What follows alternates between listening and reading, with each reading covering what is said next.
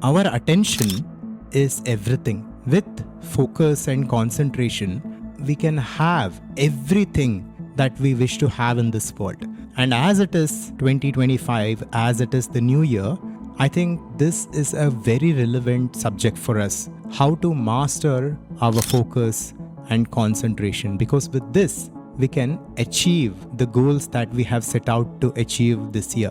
We will go deep into the teachings of Vedanta, and we will look at the teachings of the great masters like Swami Vivekananda, and we will try to uncover the nature of attention and how we can begin to truly focus to manifest our ideal lives this year. Let me first read a direct quote from Swami Vivekananda. To me, the very essence of education is concentration of mind, not the collecting of facts. If I had to do my education over again and had any voice in the matter, I would not study facts at all. I would develop the power of concentration and detachment. And then with a perfect instrument, I could collect all the facts at will. So here, Swami Vivekananda is speaking about the power of concentration. Now, as we are the students of Vedanta, we understand the fundamental essence of reality. We all understand by now that there is one infinite consciousness that is the essence of everything. Now, as per Vedanta, our mind channels this consciousness, and this becomes the reflected consciousness or the awareness through which we live our lives. Now, concentration or focus is simply about placing our attention, placing our awareness on a certain object over an extended period of time. If we look up the literal definition of focus, it states, focus is the ability to direct your attention to a specific task or an object or a goal, while concentration is the ability to maintain that focus over time. So in this way, focus and concentration are one and the same thing. It is about placing our attention on a single object. But why is this difficult for us?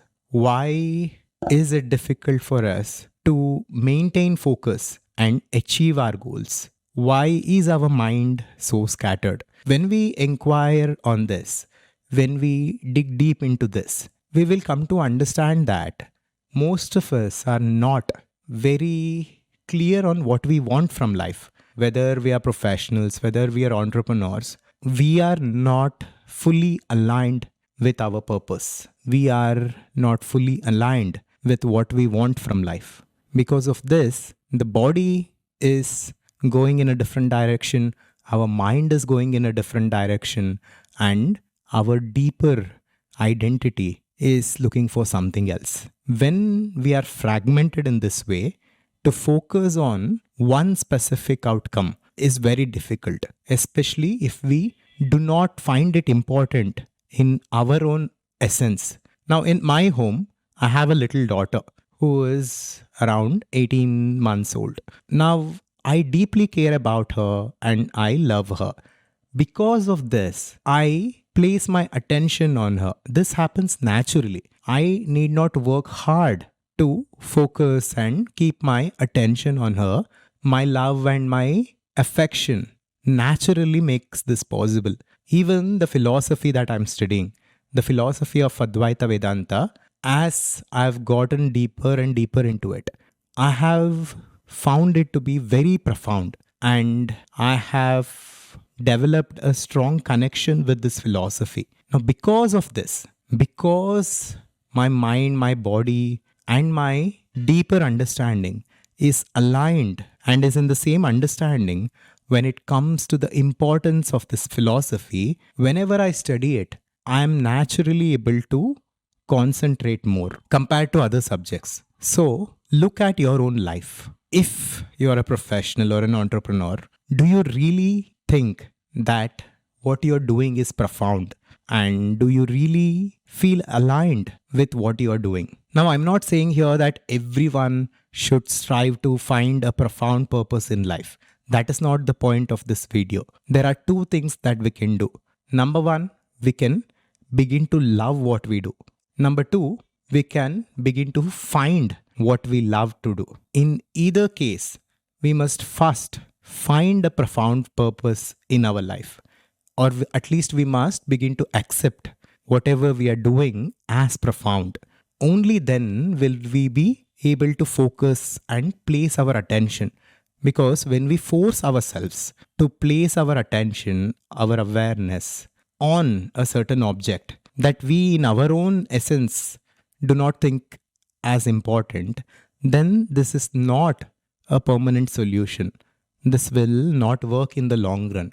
So, the most important thing for us is to begin to love what we do, is to begin to develop passion towards whatever it is that we are doing. Then, focusing on that and concentrating on that will become natural to us. In order to do this, we must be clear on three things. Number one, the what. What do you want from life? If you can have whatever it is you wish, what is it? This is the what. The second question is the why. Why do we want it? Do we want these goals for superficial reasons, or do we have a deeper alignment with these goals? This is very important for us to inquire, because most of us set superficial goals that we do not care at a deeper level. That is why we are not able to focus. And the third question is who? Who do I need to become in order to achieve these goals? What should my personality be? What should my thoughts, my belief systems, and my actions be if I were to achieve these goals, or if I have already achieved these goals? In this way, when we become clear on the what, the why, and the who, what we must do next will naturally become available to us and accessible to us. And as we already understand, there is one consciousness, and through our attention, we are placing that consciousness on a certain object. This consciousness is life. The awareness that we are is life itself. It gives existence to existence itself. So, whatever we place our attention on, our awareness on, will naturally manifest in our lives. That is why it is said, whatever we focus expands. It is very important for us to understand this, and it is very important for us to hold the ideal outcomes of our lives in our awareness so that they can naturally manifest. This was a little bit about concentration and focus. So focus and concentration is more about finding a true calling in life and finding a purpose in life. And if you want to know how to find your purpose or swadharma through a systematic framework, then check out this important video that we had made earlier on swadharma. Thank you, and I will see you in the next one. Subscribe to Adhvaitha to wake up. Shivoham.